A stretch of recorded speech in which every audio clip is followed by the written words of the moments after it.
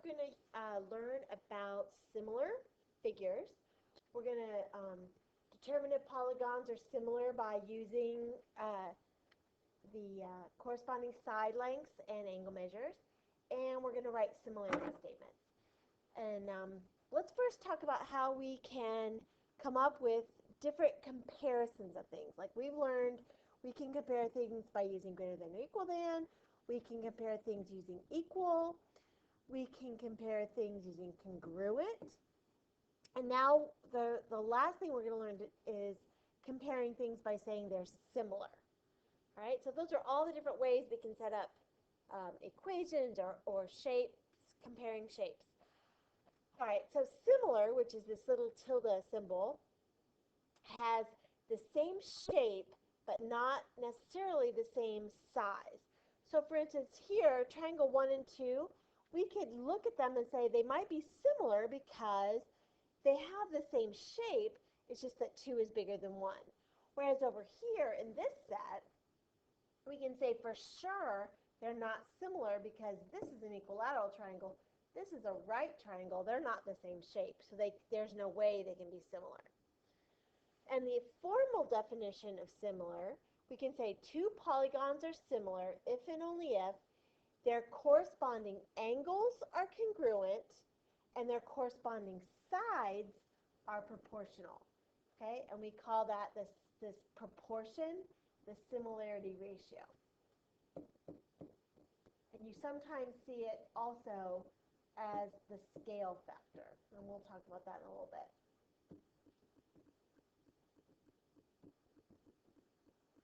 All right, so if we're going to determine if two shapes are similar, the first thing you have to do is come up with coming up with the corresponding angles and sides. So in this case, angle X is equal to angle S, angle Y is equal to angle Q, and angle Z is equal to angle R. Okay, and I can tell they're equal because I look at their angle marks.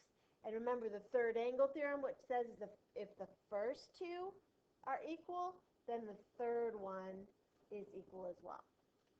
And then I have to look at the sides and check for the corresponding sides. So XY, we don't know if it's equal, but we're looking at XY and we say it is similar, or we're going to say it's corresponding to SQ.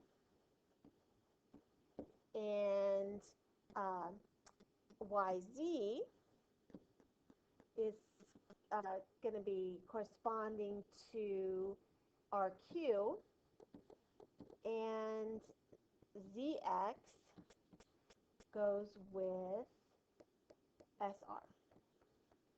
Okay, and the way we check to see if those are similar is we set up a ratio. So XY and SQ, XY is 6, SQ is 9. So in reduced terms, their similarity ratio, since they're both divisible by 3, is 2/3.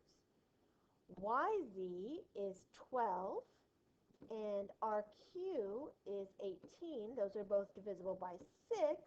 So again, their similarity ratio is 2/3. And finally, ZX is 9, and SR is 13.5. Now, that's harder to reduce. What I do is I just double them, like I multiply the top and bottom by 2. So in this case, it'd be 18 over 27. And both of those are divisible by 9. So again, I get 2/3. So these two triangles are similar because they're all the sides have the same similarity ratio and all the angles are equal. So I can say triangle XYZ is similar to triangle SQR. Okay? Take a second and figure out if these two triangles are similar. So all of these angles are congruent, right? By the two acute angles of a right triangle are complementary. This must be 48, and this must be 42. So angle L equals angle P, angle M equals angle S, and angle J equals angle N. Then I go through and list the sides and make sure they have the same similarity ratio, and they all do. It's 5/2. So I can say that triangle JLM is similar to triangle NPS. Okay, and their similarity ratio is 5/2. All right, and then we can determine whether they're similar and come up with a similarity ratio. This is a rectangle, I know, because the opposite sides are parallel and it has a right angle. So these are 9 and 6 and 4 and 6. So I know 6 AB goes with GH. So that's 6 and 4, or 3/2. And BC goes with GF, so that's 9/6, or 3/2. Okay, and all the angles are right, so it's a right. All the angles are equal. All the sides have the same ratio, so I can say rectangle. That sounds like rectangle A, B, C, D is similar to rectangle F or EFGH, and the similarity ratio is 3/2. Okay. For the next one, this is an isosceles triangle because 10 and 10 are equal. So I know that 180 minus 36 is 144, divided by 2 is 72. So I know these angles are 72. And then these are equal, so this is also 62. And 180 minus 124 gives me 56. Okay, the angles are not equal, so they are not similar. Okay, the last one, I know by the acute angles theorem that this one must be 27, and this one must be 27. So the angles are equal. Now I just have to check the sides, and it says it's a right triangle. I can find these missing sides using the Pythagorean theorem. Okay, so after I use the Pythagorean theorem and find the missing sides, then I can set up my proportion.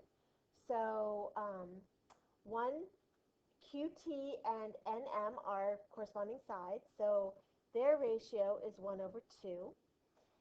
RT and PM are corresponding sides, so their ratio is 1.1/2.2, which reduces to 1/2. Then I get 0.4583 over 0.916. 0.458, if I use the whole decimal, 0.45825755695 divided by 0.91651, etc., and I get 1/2. So all the similarity ratios are the same, and all the angles are equal, so they are similar. MNP is similar to triangle TQR, and the ratio is 1:2.